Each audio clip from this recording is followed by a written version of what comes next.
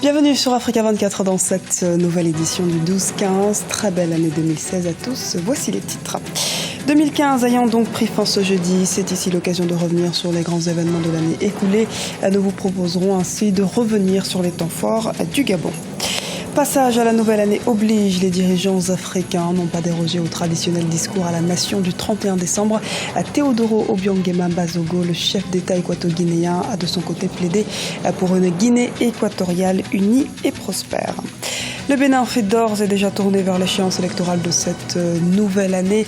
L'élection présidentielle de 2016 se prépare dès à présent et 15 000 jeunes de la Ligue des forces progressistes ont officialisé leur soutien au candidat Lionel Zinsou. Durant l'année 2015, le Gabon a connu de nombreuses transformations sur le plan socio-économique, l'augmentation des salaires des fonctionnaires, la chute du baril du pétrole ou encore la diversification de son économie. Les chantiers de 2015 ont été importants, comme nous l'explique ce reportage de Douglas Toutoum, notre correspondant au Gabon. Le décès de l'opposant André Mbaoubam, la hausse des salaires des 82 000 fonctionnaires, la diversification de l'économie nationale à travers le projet Graines, l'organisation prochaine de la CAN 2017 sont autant de sujets qui ont marqué l'année au Gabon. Durant l'année qui s'achève, le projet Graines a polarisé la quasi-totalité des énergies au Gabon. Au total, 627 emplois directs et 489 emplois indirects ont été créés. Le programme Graines a un objectif clair que nous a signé le président de la République, c'est de régler une bonne fois pour toutes la question de la dépendance alimentaire du Gabon. Plus de 8000 adhérents ont été enregistrés et nous sommes déjà sur 5 provinces, établis sur 5 provinces. Le complexe métallurgique de Mwanda, qui a démarré ses activités en juin 2015, devra produire 65 000 tonnes de silico-manganèse et 20 000 tonnes de manganèse métal par an. Objectif pour le Gabon, avoir une économie compétitive. Le Gabon a voulu se placer dans ce groupe de pays qui transforment. Et je parle souvent en termes sportifs, c'est un changement de division. Nous passons à une division supérieure. Et nous voulons tout faire pour rester qualifiés dans cette division-là. Au Gabon, le nouveau système de rémunération est effectif depuis le mois de juillet 2015. Une réforme qui a eu lieu dans un contexte de crise avec la baisse du prix du baril du pétrole. Au mois de juin, nous avons versé pour 40 milliards de salaires, 40 milliards de soldes.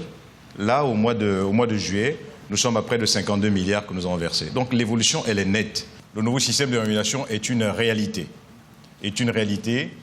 Qui satisfait la plupart des Gabonais que nous rencontrons. Alors que plusieurs réformes sont à pied d'œuvre dans le pays, l'annonce du décès du secrétaire exécutif de l'Union nationale, l'opposant André Mbaoubam, va plonger le pays dans la stupeur et le désarroi. Les idées d'amour vont perdurer.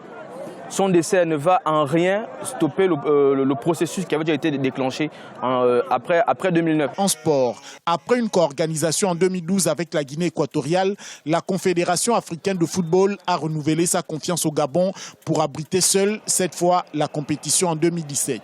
C'est une reconnaissance pour le savoir-faire gabonais en matière d'organisation et d'accueil d'événements sportifs. Donc c'est une satisfaction en tant que Gabonais de voir mon pays honoré en l'espace de 5 ans, accueillir cette fois-ci une CAN complète, c'est-à-dire avec 16 pays qualifiés qui vont se retrouver sur la terre gabonaise. 2015 a permis au Gabon de commencer à écrire une nouvelle page de son histoire avec le début de la diversification de son économie. Malgré les conséquences directes de la chute du prix du baril du pétrole, le pays multiplie des stratégies pour minimiser les effets de cette crise sur la vie des populations. Vœux des présidents africains pour la nouvelle année. La plupart des dirigeants se sont adressés à la nation ce jeudi. C'est notamment le cas du président de la Guinée équatoriale, Théodoro Obiang-Nguema Bazogo, qui est revenu sur le bilan 2015 et les perspectives 2016. Reportage de notre correspondant en Guinée équatoriale, Serge Kofi. Les traditionnels vœux du président équato-guinéen pour la nouvelle année 2016 restent dominés par un appel à l'unité et la préservation des acquis en 2015. À l'entame de son discours, le président Obiang-Nguema Bazogo a dressé un bilan de l'action gouvernementale pendant l'année écoulée. Selon le chef de l'État, le dialogue politique entre gouvernement et opposition, l'organisation de la Coupe d'Afrique des Nations 2015 et l'inauguration de la ville de Djibouti sont autant de pas positifs pour le renouveau de la Guinée équatoriale. Hemos desarrollado otras acciones importantes tanto a nivel económico, social Nous avons développé d'autres projets importants, tant au niveau économique, social que politique. La célébration de la Coupe d'Afrique des Nations en Guinée équatoriale, malgré le risque d'Ebola, suppose l'engagement de notre gouvernement à sa politique panafricaniste. De notre côté, la pose de la première pierre de la nouvelle ville de Djibloho a révélé l'intérêt du gouvernement dans le cadre du désenclavement des pôles de développement du pays. Dans son discours, le président équato-guinéen a égrené les efforts du gouvernement dans la lutte contre le chômage et la diversification de l'économie locale, booster l'agriculture et le secteur des services pour soigner sa dépendance au pétrole, assurer une formation de qualité aux jeunes et aux femmes afin qu'elles deviennent les acteurs de la croissance équato-guinéenne. Les défis de 2016 sont importants. Le gouvernement a mis l'accent sur la promotion des groupes marginalisés de notre société. À l'Université de Guinée équatoriale, nous avons créé l'Université afro-américaine de Guinée équatoriale et l'École des télécommunications, ainsi que l'Université technologique du ministère des Mines. Ces établissements élèveront le niveau pour la promotion de nos jeunes et du personnel sous-qualifié, pour qu'ils assurent un rôle important dans la relève de la main-d'œuvre étrangère. Que elevarán el nivel para la promoción de nuestros jóvenes y del personal actualmente menos cualificado. L'année 2016 sera celle de l'élection présidentielle en Guinée équatoriale, un rendez-vous attendu aussi bien au niveau national qu'international. Premier jour de l'année 2016, l'occasion pour nous de procéder au bilan de l'année écoulée en République démocratique du Congo. L'actualité y a été riche en événements, notamment sur le plan politique. Retour sur les fortes tensions qui ont rythmé la vie du pays dans ce reportage de Jacques Amboka, notre correspondant en République démocratique du Congo. La République démocratique du Congo a débuté l'année 2015 sous une forte tension politique. Les manifestations de l'opposition en janvier ont paralysé la capitale pendant 6 jours, faisant des victimes. Suivra l'affaire de la fosse commune de Maluku qui a défrayé la chronique pendant plusieurs mois. 421 corps avaient été enterrés dans la nuit du 19 mars. Les corps qui sont parvenus au gouvernement de la République signalent effectivement l'inhumation collective par les services de la direction de la morgue centrale de Kinshasa de 421 corps. Nous considérons qu'il s'agit bel et bien de victimes du 19 au 25. 25 mai, début du dépôt des candidatures pour les locales et communales qui devraient avoir lieu en octobre. Le processus est resté bloqué jusqu'à ces jours.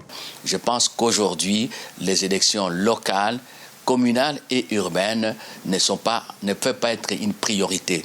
Il faut les différer, il faut les reporter. Le dialogue politique initié par le chef de l'État, dont la tenue tarde encore, et la fin du mandat du président Joseph Kabila en décembre 2016 ont également alimenté les débats politiques du pays. Et en vue de permettre à celle-ci d'accomplir sa mission à la satisfaction de tous, je viens d'engager la nation sur la voie du dialogue politique. Et la constitution de notre pays, la RDC, n'a pas dit que quand on arrive fin mandat, il faut dialoguer pour se maintenir au pouvoir. Ça, c'est de la tricherie. La RD Congo a gagné 11 places dans le rapport d'indice de développement humain publié par le Programme des Nations Unies pour le développement. Résultat d'une croissance économique soutenue enregistrée au cours de ces dernières années. Les réformes vont continuer, elles vont même s'intensifier. Les stratégies de suivi et évaluation de l'exécution du programme économique du gouvernement vont se poursuivre. La République démocratique du Congo de 2015, c'est aussi la création d'une nouvelle compagnie nationale aérienne dénommée Congo Airways qui a lancé ses activités au mois de septembre. Si la croissance économique annonce des perspectives positives, sur le plan politique, l'année 2015 s'achève sur des incertitudes qui pourront affecter la paix sociale en 2016, estiment les observateurs. Au Bénin, l'alliance de partis politiques au pouvoir, les Forces Cori pour un Bénin émergent, FCBE, a obtenu le soutien de près de 500 mouvements politiques de jeunes pour la présidentielle de 2016.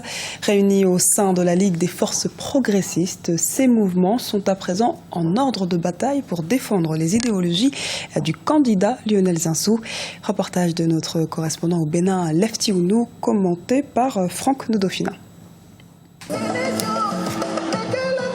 15 000 jeunes de la Ligue des forces progressistes ont officialisé leur soutien à l'unique candidat des forces Cori pour un Bénin émergent. Lionel Zinsou, actuel Premier ministre du pays, est le porte-flambeau de la coalition au pouvoir. Sa désignation comme candidat unique des FCBE a reçu le consensus des leaders politiques au cours du Conseil national de l'Alliance qui s'est tenu le 18 décembre 2015. Cette grande mobilisation qui est à l'actif du ministre d'État en charge de l'économie, Komi Kouché, est la preuve de son approbation et de son investissement pour la victoire de Lionel Zinsou. Chers jeunes, chers camarades, je voudrais tout simplement vous dire que la jeunesse qui prospère, c'est celle qui sait apprendre aux côtés des aînés. La victoire du 28 février 2016, c'est d'abord la victoire de la jeunesse. Le candidat Lionel Zinsou s'engage à poursuivre les actions de l'actuel président Boni Yayi. La promotion des couches défavorisées fait partie de ses priorités. Vous êtes jeune, vous êtes sportif. Ça doit être un 4 x 100 mètres. Départ lancé. C'est ça que vous devez imposer à cette campagne. Nous ne recommencerons pas à zéro. Nous allons achever le travail. Mais nous devons l'achever pour qui? Nous devons l'achever pour les plus pauvres. Cette rencontre a été une occasion pour les différents membres de cette ligue de passer en revue les réels problèmes qui handicapent l'évolution de la jeunesse. Ils ne perdent pas de vue le rôle des jeunes dans le développement du pays. Nous sommes la plus grande tranche de notre pays. C'est nous qui vivons le plus durement les crises économiques et les crises sociales, les crises politiques également. Donc nous attendons co-construire avec lui des solutions qu'il vous l'a dit tout à l'heure, il nous a dit tout à l'heure, qu'il accepte volontiers nous écouter et que nous allons travailler ensemble. Près de 500 mouvements de jeunes ont adhéré à la charte de la Ligue des forces progressistes. Au-delà de la bataille pour la présidentielle de 2016, pour laquelle elle affûte ses armes, la Ligue entend constituer un creuset de réflexion et de propositions de solutions pour le développement du Bénin. Un mot sur les élections générales du 30 décembre en Centrafrique. Le processus électoral suit son cours avec le dépouillement des votes, mais d'ores et déjà, Désiré Nzanza Kolingba, candidat du Rassemblement démocratique centrafricain, a remis en cause ce jeudi la fiabilité des résultats de l'élection présidentielle du 30 décembre. Pourtant, la communauté internationale s'est félicitée du déroulement de ces scrutins, à l'instar de la mission multidimensionnelle intégrée des Nations Unies en République centrafricaine, qui a qualifié de succès incontestable le déroulement des élections présidentielles et législatives, marqué par une forte participation des électeurs centrafricains. C'était le journal de la rédaction. Merci de nous avoir suivis. À retrouver dans un instant une nouvelle édition de l'actualité sur Africa 24.